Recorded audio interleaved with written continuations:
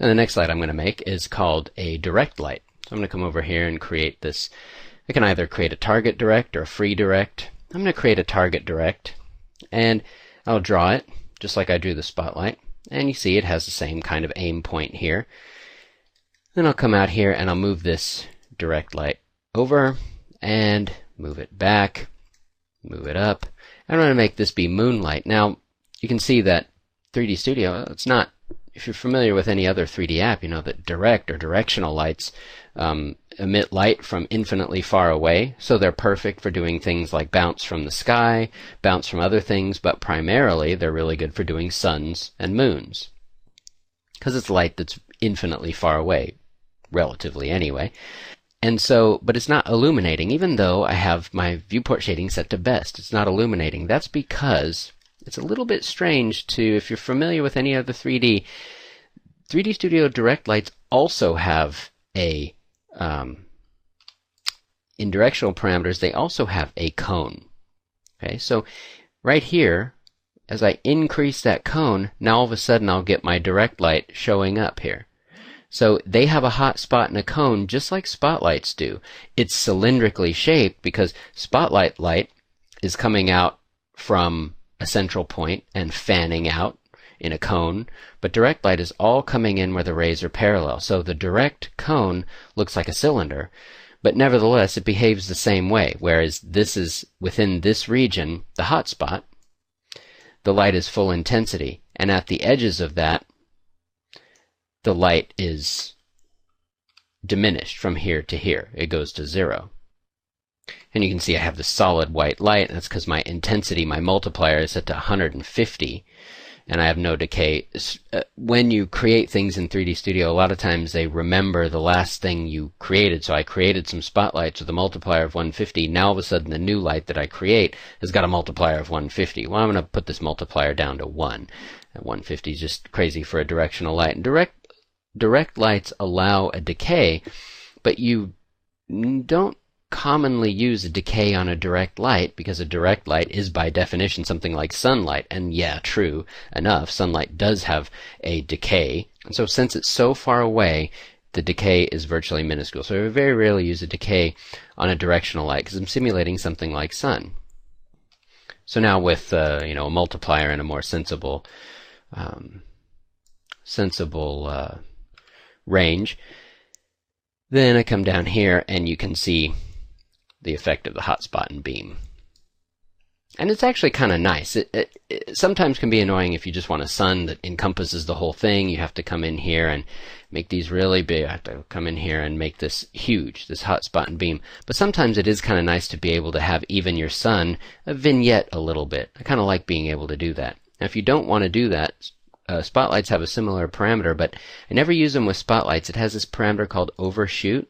And 3D Studio isn't actually going to display it in hardware, the overshoot. What overshoot does is, even though the direct lights have a cone here, overshoot will allow light to exist and show up past this cone. So with overshoot on, you get no hotspot beam. You only have a fall off. So the light is going to fall off within here. But it's not really true, because with overshoot on, the light is evenly bright all the way around. It's just the shadows are contained to this little small section. So you will get light of intensity 1 over everything in this scene. It's just you'll only get shadows from the direct light within this cone. So if you look at this, I'm going to show last rendering, you see I'm getting shadows from that direct light, but as I said, only within that cone with overshoot on. If I come down here and turn overshoot off, now I don't get the direct light everywhere in the scene. I only get it within the cone. So as I said, spotlights actually have a similar parameter here called overshoot, but what spotlights do with overshoot is they emit light as a point light, as an omni light. They emit light from all around, but only shadows only exist within the cone. And that, for me, more often than not, defeats the purpose of spotlights. So I very rarely use it on spotlights, but on a directional light, on a direct light, yeah, definitely. So what you can do is you can you can use overshoot and set the fall off to be, your area of interest. So yeah, it will light up stuff past this range, but maybe you don't really care about the shadows where it's in the background or something like that. So that's a useful functionality of direct light. So let me show you one more thing that I absolutely love about 3D Studio Max. So I have my scene here and it's in shaded mode, and if I go to Viewport Lighting and Shadows, Viewport Shading, and I turn it to Best, it's going to do the best it can to try in the hardware view here to give me the hotspot cone and the illumination cones and all like that. But if I pick a light and I right click and go Viewport Lighting and Shadows and I enable Viewport Shadows on selected, 3D Studio will do the best it can to try to display the shadows of my scene. And it is actually incredibly fast. And so it's even a relatively complex scene. There's a sufficient amount of geometry in here, but it's just real time. So it's amazing. I adore this about 3D Studio, because what it allows me to do is compose my shadows, is use shadow elements as true composition elements real time. So I can say, well, how long do I want them? How tall do I want them? Do I want a shape exactly like that on the roof there? Where do I want these shadows from these off-screen shadow casting elements to show up?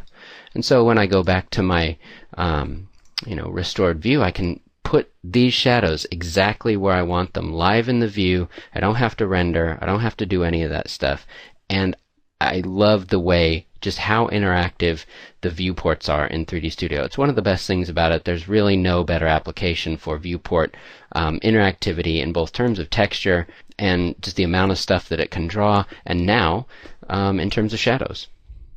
So if we give it one render here, we can see just how helpful that little tiny bit of functionality truly is. It just makes it so much easier to position shadows. Now, in looking at my last render there, the thing that was missing is around any bright light source, there's going to be some kind of glow or glare, stuff like that. So I'm going to show you one more thing before we move on, and that is if you come down here in your light, you have this thing called atmospheres and effects. So I'm going to add, and I can create it as a volume light or lens effects. Volume lights and atmospheres are a whole nother discussion, so we're going to save that for later, but I'm going to add lens effects. So I'm going to click it and hit OK. And then I can highlight it here and click Setup, or I can go to Rendering Effects, and it will come up with this Environment Effects dialog box. Or I can just click the Setup button down here, and it will take me to there as well. It's the same dialog either way you get to it. So I have lens effects, and what I can do is I can add a glow to it. Now the really cool thing that 3D Studio does is allow me to tweak this very easily and pretty interactively, because things like lens effects are just post processes over 3D anyway, and so realistically they should kind of be rendered out as a post process and comped on. Nevertheless, that again, that's kind of another can of worms for when we get a bit more advanced. But for intro, it's really fun to add these things, and they really do help make a light look like a light, because they do glare. So what you do is you come in here and you click Update Effect. You can either update scene or update effect. Without, since I hadn't had the effect rendered before, they kind of do the same thing. And we'll see the difference in a second here. So it's going to do a render of my scene. So hopefully your scene doesn't take too long to render. And then you see it adds this little glow to my light. So I'm going to pull this dialog box over here so we can kind of see it. And if I make changes to my scene, I probably want to hit this Update Scene button. But if I don't make any changes to the scene, and ideally you won't, all you have to do, if you click the glow that you've added, and let's say you change the intensity, you can just come over here and you can hit Update Effect, and it'll just do it really quickly. Or, even better, you can click this little interactive switch, and provided that you don't have way too many on here, you can just very interactively change the values of it. So if I wanted my glow, if I want to change the color of this thing to better match that kind of a light that would be out in the container field there, I can just update the color. Click OK, change the size, bigger, smaller. I can even then go in and add other effects other lens effect parameters. So I'm going to add rays to it. So I click there and add those, and it just updates immediately. And then I can come in and click on ray, and then down here, these are the globals, so this pertains to the entire thing. So if I change size here, it's going to change the size of everything combined. If I want to change the size of just the glow or just the ray, I click on the parameter or the element that I want to affect, and then I come in here and I can change that element singly. So I bring the size of the rays down a little bit there. Don't want it quite so exaggerated.